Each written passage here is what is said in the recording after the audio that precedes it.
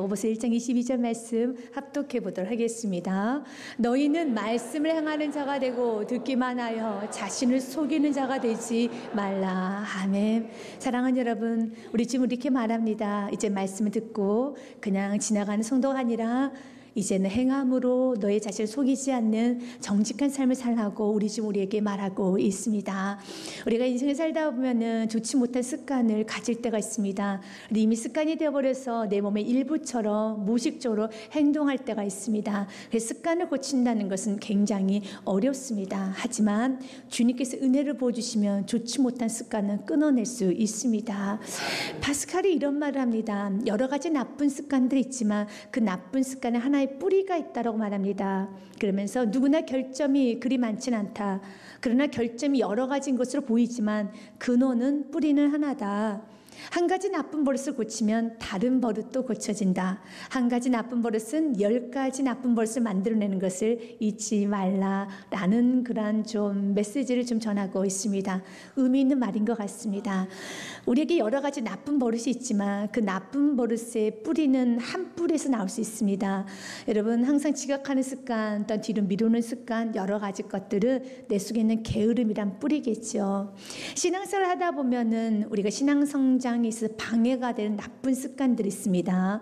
예배 시간 늦게 오는 습관, 조는 습관, 딴 생각하는 습관, 그리고 또한 욱하는 습관, 불평하는 습관들, 이거 굉장히 나쁜 습관들입니다. 근데 그 나쁜 습관들의 한 가지 뿌리가 있을 것입니다. 그 뿌리 중에 하나가 바로 불순종입니다. 일단 불순종이 습관이 되어버리며 너무나도 나쁜 여러분 영향을 주게 됩니다.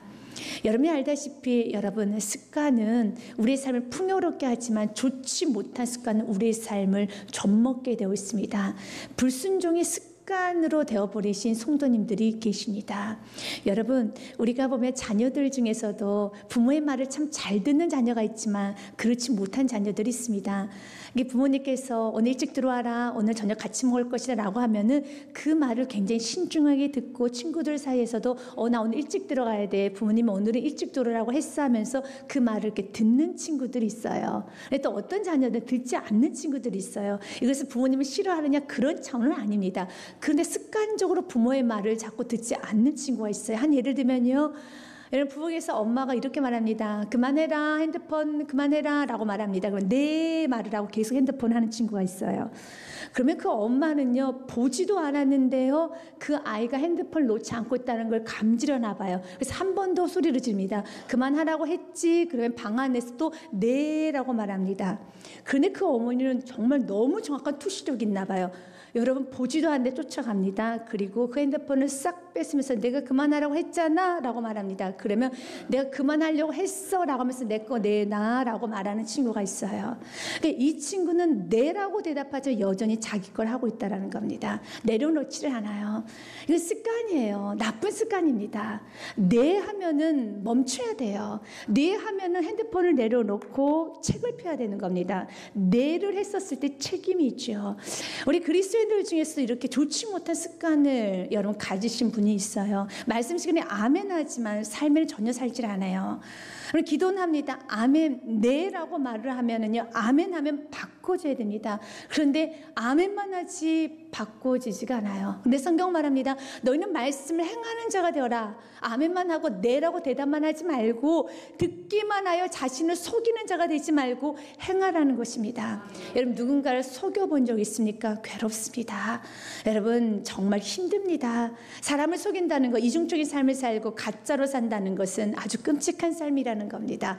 행복하지 않습니다. 영혼이 피폐됩니다. 언제나 정직하게 살아야 되는 겁니다. 그런데 우리가 사람을 속이는 것도 너무 괴롭지만 내 자신을 속이는 것은 비교도 되지 않을 정도로 괴로운 거예요. 왜냐하면 사람을 속인다는 것은 그 사람이 내 눈에 보이지 않으면 잠깐 잊어버릴 수 있지만 내 자신을 속인다는 건 24시간 내 양심이 나를 들여다보고 있고 내 양심이 나를 주시하고 있고 내 양심이 나를 여러분 이렇게 보고 있는데 양심을 속이는 거예요. 내 자신을 속이는 겁니다. 영혼이 피폐하죠. 괴롭죠.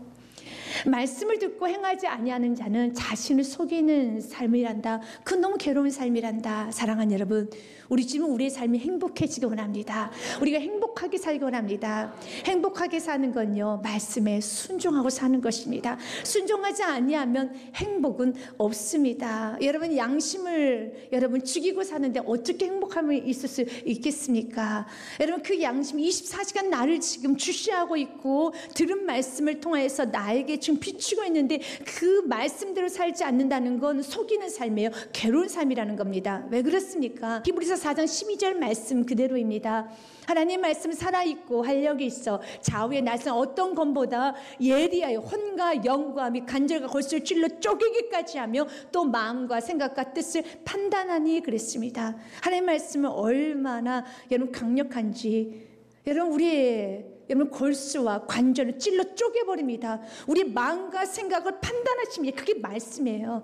그래서 말씀을 듣고 나면 양심이 살아납니다. 말씀을 듣고 나면 그 양심이 펄펄 살아납니다. 그런데 내가 말씀을 듣고 행하지 아니하면 양심 나를 비추고 있어요. 그래서 괴로운 거예요. 그래서 힘든 겁니다. 그러면 그 양심 죽여야 되잖아요. 그 양심을 눌러야 되잖아요. 그래서 그렇게 양심을 누르게 되면 어떤 양심이라고 합니까? 화인 맞은 양심이라고 합니다.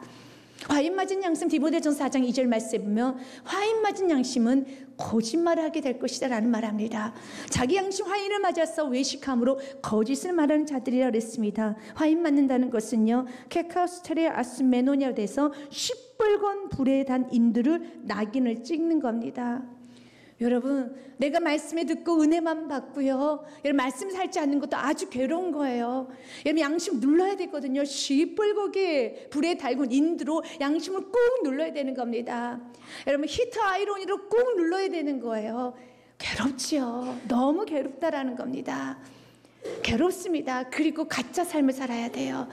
은혜를 받았음에도 은혜 받지 않은 것처럼 살아야 되는 겁니다. 여러분, 하나님 말씀 나를 주시하고 있는데 분명하게 내 살 길을 가르쳐줬고 내가 어떻게 살기를 원하는지 가르쳐줬음에도 불구하고 그것을 꾹꾹 누르고 살니 영원히 행복하지 않아요. 피폐해진다는 겁니다. 우리가 행복하게 살기 원하고 있습니다. 여러분, 학생들이 학교에 갔습니다. 어떤 학생이 가장 행복하고 정서적으로 편안한 학생일까요? 숙제를 해온 학생이에요. 숙제를 하고 나면요, 그 학생은 불안함이 없습니다. 초조함이 없습니다. 근데 숙제를 안 한 학생은, 하지 않는 학생은 선생님이 숙제 검사하자라고 하면요, 너무 불안해요. 너무 초조합니다.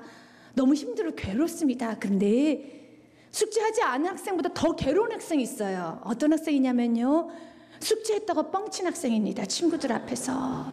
숙제도 안 했는데 나 숙제했다고 잘난 척하고 뻥쳤어요. 거짓말했습니다. 그런데 선생님이 숙제 보자라고 하면 그 친구는 정말 죽고 싶을 거예요. 그 친구는 얼굴이 새카매질 겁니다. 맞아요. 우리가 말씀을 듣고 불순종하고 말씀 듣고 행하지 않으면 우리의 삶은 불안해요. 내 양심이 살아있기 때문에 초조합니다. 그러나 여러분, 말씀을 듣고 행하지 않는 성도도 불안하고 초조하지만 비교도 되지 않죠. 더 초조한 성도가 있어요. 신앙생활 오래 한 사람이에요. 신앙생활 오래 했는데 오래 했음에도 불구하고 여러분, 행함이 없는 사람은 주님께서 야, 얼마나 순종했는지 검사하자 할 때 사람들에게 한 척했거든요. 사람들에게 순종 잘한 척하고 뭔가 갖춰진 척했는데 주님께서 보자 하면 얼마나 불안하겠습니까? 오래 신앙생활 했습니다. 연수가 많습니다. 그래, 그 행함이 없어요. 정말 불안합니다. 그리고 사람들은 이 정도는 순종하고 살겠지, 이 정도는 거룩하게 살겠지라고 생각을 합니다. 또 그렇게 보여줬습니다. 그런데 그것이 아닌 게 드러나면 너무 죽을 것 같을 거예요. 괴롭지 않습니까? 주님 우리에게 오늘 말합니다. 너 인생 괴롭게 하기를 원하지 않는다. 속이지 말아라. 속지 말고 살아라. 왜 속이고 사느냐? 너 남 속이고 사는 거 싫어하잖아. 그 괴롭잖아. 왜 그래? 사랑하는 여러분, 우리는 스스로 속여서는 안 되는 겁니다. 다윗은 이런 고백을 합니다. 시편 16편 말씀에 보면요, 7절에 밤마다 내 양심이 나를 훈계하는 게 오히려 복되라고 찬양을 하고 있습니다. 이게 복이에요. 여러분, 양심이 나를 지켜보고 있기 때문에 괴로워서 그 양심 누르고 그 양심과 싸우는 것이 아니라 그 양심이 살아있어서 나를 체크해주고 나에게 말해주고 내가 옳지 않은 길을 갈 때 그 양심이 나를 좀 때려주고 내가 나쁜 말 하려고 할 때 그 양심이 나의 입술을 좀 제어해 준다라면 그건 복이라는 겁니다. 내가 좋지 않은 만남을 가지려고 할 때, 내가 좋지 않은 장소로 가려고 할 때, 내가 좋지 않은 관계를 맺으려고 할 때 양심이 나를 훈계하는 거 너무 복이라는 겁니다. 그 양심 누르지 마십시오. 그 양심을 여러분 자랑하십시오. 다윗과 같이 고백하셔야 되는 겁니다. 같이 읽겠습니다. 나를 훈계하신 여호와를 성축할지어다. 밤마다 내 양심이 나를 교훈한도다. 믿으십니까? 아멘. 밤마다 매일같이 내 양심이 나를 교훈하는도다. 이게 복이라는 겁니다. 23절과 24절 말씀에 보면은요, 누구든지 말씀을 듣고 행하지 아니하면 그는 거울로 자기 생긴 얼굴을 보는 사람과 같아서 그랬습니다. 질문을 좀 하겠습니다. 이 시간에 한번 여러분 자신의 얼굴을 떠올려 보십시오. 흐릿하지 않습니까? 매일매일 같이 봤어도요, 내 얼굴이 어떻게 생겼지 정말 몰라요. 그러면 이제 여러분의 남편의 얼굴을 떠올려 보십시오. 선명합니다. 아내 얼굴 떠올려 보십시오. 자녀 얼굴 떠올려 보십시오. 너무 선명해요. 여러분, 선명합니다. 내 평생을 봤습니다. 오늘 아침에도 거울을 보고 매무새를 여러분 단정지었습니다. 근데 기억이 안 나요. 흐릿합니다. 누군지 말씀을 듣고 행하지 아니하면 그는 거울로 자기 생긴 얼굴을 보는 사람 같아서 은혜도 받아요. 아, 내 죄가 무엇인지 은혜도 받았어요. 그러나 은혜도 받고 죄가 무엇인지도 알고 또한 말씀 이렇구나, 우리 가정의 문제가 이거구나 또 깨닫게 됩니다. 그러나 다 흐릿해집니다. 다 흘러가 버린다는 겁니다. 그래서 24절 말씀에 보면요, 제 자신을 보고 가서 그 모습이 어떠했는지를 곧 잊어버려요. 분명히 은혜도 받았고요, 분명히 하나님 말씀은 깨달았습니다. 그러나 하나님의 말씀 아무리 내가 은혜를 받고 깨닫고 눈물을 흘리고 아멘을 하고 네라고 대답을 해도 내 삶의 순종이었으면은요 기억 안 나요. 흐릿해집니다. 하나님은 오늘도 살아 역사하십니다. 하나님은 능력의 하나님이십니다. 하나님은 오늘도 여러분 삶 가운데 하나님의 능력을 보여주기 원합니다. 그런데 말씀을 통해 능력이 임하거든요. 말씀이 역사하게 되었습니다. 그런데 말씀이 숨겨지질 않았어요. 마치 여러분 얼굴을 60평생 70평생 봐도 내 얼굴이 어떻게 생겼지 흐릿하는 것처럼요, 동일하다는 겁니다. 분명 은혜를 받았어요. 그렇다고 내 얼굴을 모르겠습니까? 알지요. 알아요. 내 얼굴을 압니다. 하나님의 사랑을 알아요. 하나님의 살아계신 줄 알아요. 그러나 흐릿하다는 겁니다. 선명하지 않다는 겁니다. 이것이 순종하지 않는 자의 여러분 모습이에요. 그래서 순종을 하게 되면은요 말씀이 선명해져요. 순종을 하게 되면요 여러분의 가슴이 새겨져요. 그러면요 가슴에 새겨진 그 말씀은 움직여지기 시작하는 God works. 하나님은 일하기 시작합니다. 하나님은 역사하기 시작합니다. 여러분의 가슴에 말씀이 숨겨져야 돼요. 하나님의 사랑 왜 모릅니까? 우리가 거울을 들으면 우리의 얼굴을 볼 수 있는 것처럼 하나님의 사랑 여러분 압니다. 십자가 사랑 압니다. 그러나 어떤 성도는요 십자가 사랑 깊고 넓어지고요, 그 십자가의 사랑, 그래 우리 하나님께서 나를 위해서 죽으셨지. 근데 그 하나님은 천지를 지으신 하나님이시지. 근데 그 하나님 내 아버지시지. 나는 그분의 자녀이지. 내가 무엇을 두려워하고 내가 무엇을 무서워하리요? 무서울 게 없는 거야. 왜? 그분이 내 하나님이시니까요. 이렇게 여러분 이 하나님의 사랑을 분명하고 선명하게 알 수 있는 것은 행함을 해야 돼요. 요한일서 2장 5절 말씀에 보면 이렇게 말하고 있습니다. 같이 읽겠습니다. 누구든지 그의 말씀을 지키는 자는 하나님의 사랑이 참으로 그 속에서 온전하게 되었나니 이로써 우리가 그의 안에 있는 줄 아노라. 아멘. 하나님의 말씀이 온전해서 내 안에 있기 원합니까? 지키셔야 돼요. 시편 116편 말씀에 보면요 119편 11절 말씀에 내가 주께 범죄하지 아니하려 하여 주의 말씀을 내 마음에 두었나이다. 아멘. 여러분의 마음에 말씀을 두십시오. 그리고 그 말씀이 여러분의 생각을 사로잡고 여러분의 행동을 사로잡고 여러분의 언어를 사로잡으시고 여러분의 생각과 생각, 여러분의 이런 본성, 정욕, 여러분의 습관도 이런 말씀에 항복하십시오. KO 당하십시오. 정복 당하시길 바라겠습니다. 히브리서 2장 1절 말씀에 보면은 너무 중요한 말씀이 있습니다. 같이 읽겠습니다. 그러므로 우리는 들은 것에 더욱 유념함으로 우리가 흘러 떠내려가지 않도록 함이 마땅하니라. 아멘. 우리가 들은 말씀이 흘러가지 않도록 붙잡으십시오. 유념하십시오. 여러분 must pay carefully attention이라고 했어요. 주의 깊게 집중하여서 정말 여러분 대가를 치르면서라도 그 말씀을 홀드 잡으시기 바라겠습니다. 잡아야 돼요. 흘려보내면 안 되는 겁니다. 그 말씀을 잡고 그 말씀 여러분의 삶을 점령해야 됩니다. 여러분 생각을 점령해야 돼요. 여러분 언어를 점령해야 되고 여러분은 그 말씀에 KO 당하십시오. 항복하십시오. 이것이 행복입니다. 그럼 우리의 삶이 너무 행복해져요. 우리의 삶이 너무 좋아진다라는 겁니다. 여러분 안중근 의사가 감옥에 갇혔어요. 그때 그의 어머니였던 조 마리아 어머니께서 안중근 의사에게 아들에게 보낸 편지가 있습니다.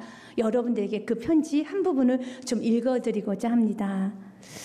내가 많이 늙은 어미보다 먼저 죽는 것을 불효라고 생각한다면 이 어미는 웃음거리가 될 것이다. 너의 죽음은 한 사람의 것이 아닌 조선인 전체의 공분을 짊어진 것이다. 내가 항소한다면 그건 일제의 목숨을 구걸하는 것이다.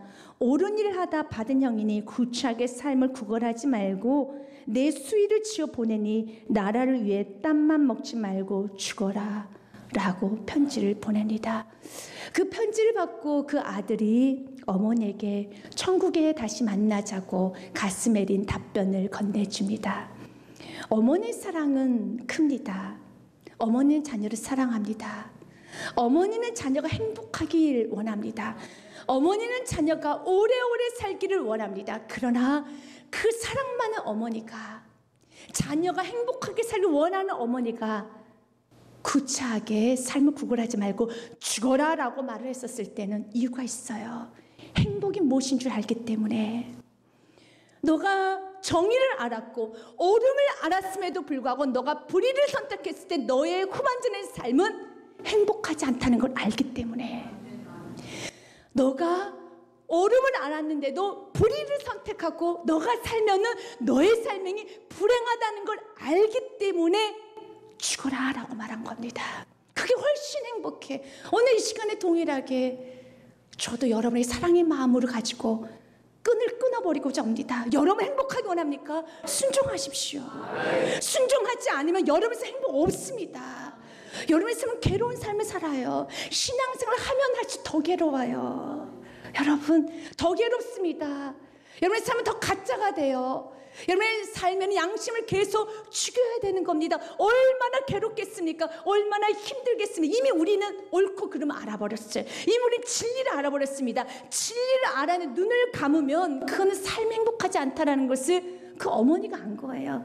아들아, 난 너가 오래 살기 원한다. 그러나 옳고 그름 알고 너가 그름을 선택했었을 때, 너가 불의를 선택했었을 때, 너의 안락을 선택했을 때 너가 얼마나 괴롭게 네가 살 걸 알기 때문에 너의 마지막 걸 내가 끊어지 마.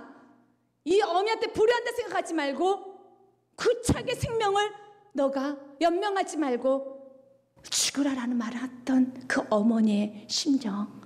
여러분 진리를 알았었을 때는요 진리대로 살아야지 행복해요. 우리는 진리를 알아버렸어요. 우리는 사랑이 하나님 만났습니다.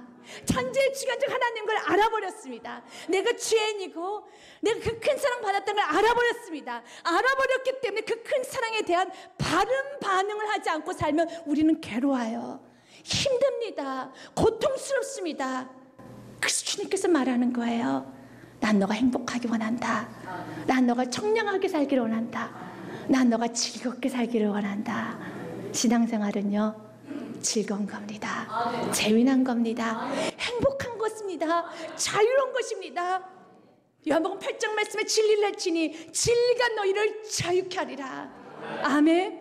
진리만이 우리 자유케 할 수 있어요.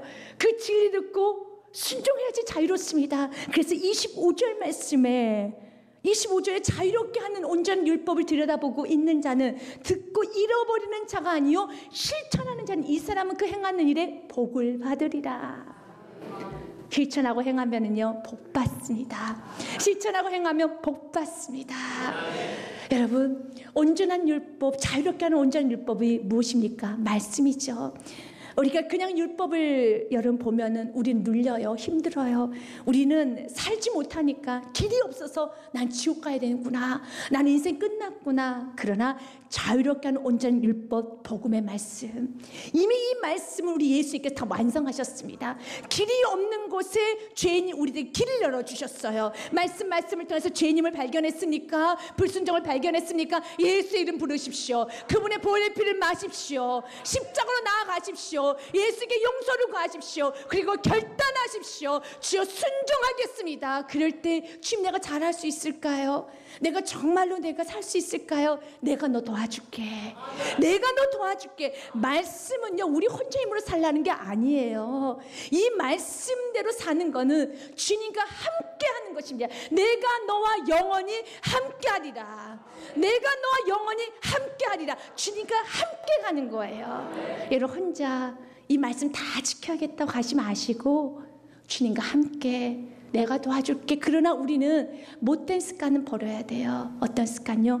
하나님의 말씀을 듣고 여러분 정말 못된 자녀처럼 네 하고 여전히 핸드폰 하고 있는 친구가 아니라 부모가 말하면 네 하고 덮을 수 있는, 우리가 하나님 말씀을 들었으면요 한 발 순종할 수 있는, 그리고 하나님 말씀은 순종해야 된다라는 것을 아는 그런 좋은 습관이 있어야 돼요. 말씀을 듣고 지켜야 된다라는 좋은 습관, 복된 습관이 있어야 되는 겁니다. 이 사람은 그 행하는 일에 복을 받으리라. 아멘. 그러면서요 우리의 삶에, 경건의 삶에 두 가지를 좀 말하고 있습니다. 첫 번째로 언어가 변화돼야 돼요. 언어가 거듭나지 않는 것은 경건하지 않는 삶이야 라는 말씀하십니다. 누구든지 스스로 경건하다 생각하며 자기 혀를 재갈 물리지 아니하고 자기 마음을 속이면 이 사람의 경건은 헛것이라. 일세에 재갈 물린다는 것은요 제어하다, 억제하다, 말의 굴레를 씌우다, 고삐를 달다라는 뜻을 갖고 있습니다. 우리의 언어가 제어가 돼야 돼요. 성령님의 통제를 받아야 됩니다. 우리의 언어는 나의 말이 나오면 안 되고 하나님의 말씀이 나와야 되며 믿음의 말이 나와야 되며 하나님 기쁨이 되는 말이 나와야 됩니다. 그러나 말이, 언어가, 혀가 재갈 물려지지 않으면 이 삶이 아무리 신앙생활 오래 해도 경건하다 해도 그건 다 헛된 것이다라는 말합니다. 맞습니다. 이스라엘 백성들이 그랬잖아요. 이스라엘 백성은 선민들입니다. 경건한 백성들입니다. 그들은 거룩한 백성들입니다. 누가 봐도 경건하다고 느껴질 겁니다. 하지만 이스라엘 백성은 다 헛것이 됐습니다. 그들은 출애굽했어요. 60만, 장정만 60만이 나왔습니다. 그런데 여호수아 갈렙 외에는 20살 이상 되는 모든 남자, 아니 모든 남녀 다 죽었습니다. 오직 딱 두 사람만 갔습니다. 여호수아 갈렙만요. 왜요? 민수기 말씀에 보면 이렇게 되어 있습니다. 14장 28절에 그들에게 이르기를 여호와의 말씀에 내 삶을 두고 맹세하노라. 너희 말이 내 귀에 들린 대로 내가 너희에게 행하리니 너희 시체가 이 광에 엎드려질 것이라. 너희 중 20세 이상으로 계수된 자 곧 나를 원망한 자 전부가 여분네 아들 갈렙과 눈의 아들 여호수아 외에는 내게 맹세하여 너에게 살게 하리 한 땅에 결단코 들어가지 못하리라 그랬습니다. 왜요? 28절에 내 귀에 들린 대로 내가 해줄게. 이스라엘 백성들이 여러분 하나님 원망했어요. 하나님 나를 버렸다라고 말했어요. 하나님 이 광에서 나를 죽인다고 말을 했어요. 하나님은 나를 싫어한다고 그랬어요. 하나님은 나를 죽이시는 분이라고 그랬어요. 애굽으로 돌아가겠다고 말을 했어요. 그래, 이 광에서 죽는다고 말했지. 그래, 너희들은 광에서 죽을 거야. 아니, 너희 죽게 될 것이란다. 내가 너희가 말한 그대로 내 귀에 들린 대로 내가 너에게 행하리니. 그래서 그들의 경건은 다 헛것이 됐습니다. 우리의 경건, 우리의 언어가 바뀌지 아니하고 우리가 믿음의 말, 여러분 하나님의 영광스러운 말, 감사의 말, 은혜의 말을 하지 아니한다면 우리의 모든 경건은 헛것이 됩니다. 우리의 삶의 언어가 바뀌어야 돼요. 여러분 예수 그리스도를 만나면 가장 먼저 바뀌는 게 언어예요. 세상 말 하지 않습니다. 하나님 말합니다. 예배소서 말씀에 보면요 4장 29절 우리가 해야 되는 말들이 있어요. 같이 읽습니다. 무릇 더러운 말은 너 입 밖에도 내지 말고 오직 덕을 세우는데 소용되는 대로 선한 말하여 듣는 자들의 은혜를 끼치게 하라. 아멘. 어떤 말이 하나님 보시기에 기쁘고 하나님 보시기에 복된 말, 경건한 말, 하나님 보시기에 찬란한 말이 있느냐면요 덕을 세우는 말이에요. 은혜를 끼치는 말입니다. 어떤 사람과 대화를 하고 나면 믿음이 충만해지고요. 감사가 넘쳐나고요. 가정에 감사, 교회에 감사, 모든 게 감사가 넘치는 사람이 있어요. 그러나 어떤 사람하고 대화를 하고 나면요. 불평이 생기고 의심이 생기면요. 그 사람은 은혜 끼치는 말을 못한 사람이에요. 덕스러운 말을 못하는 사람입니다. 여러분이 말을 했을 때 그 사람 믿음이 충만해지고 감사가 넘쳐지고 하나님에 향한 사랑이 더 뜨거워지고 야 나도 더 살아야 되겠다. 희생해야 되겠다. 섬겨야 되겠다. 라고 한다면 여러분 은혜 끼치는 말을 하고 있는 거예요. 근데 여러분과 대화만 하고 나면요 여러분 불신하게 되고 불평하게 된다라면 여러분의 경건은 여러분의 신앙생활은 헛된 것이라는 거예요. 그러나 우리들은 주님 원합니다. 이제는 우리 언어가 은혜를 끼치는 언어. 우리가 하나님 말씀을 들으면 용기가 나잖아요. 위로가 되잖아요. 다시 주님 뜻대로 살고 싶은 마음이 들잖아요. 그런 말을 우리가 해야 되는 것입니다. 이런 자가 경건한 자야. 이런 자가 하나님 기쁨 되는 자야. 복된 자야.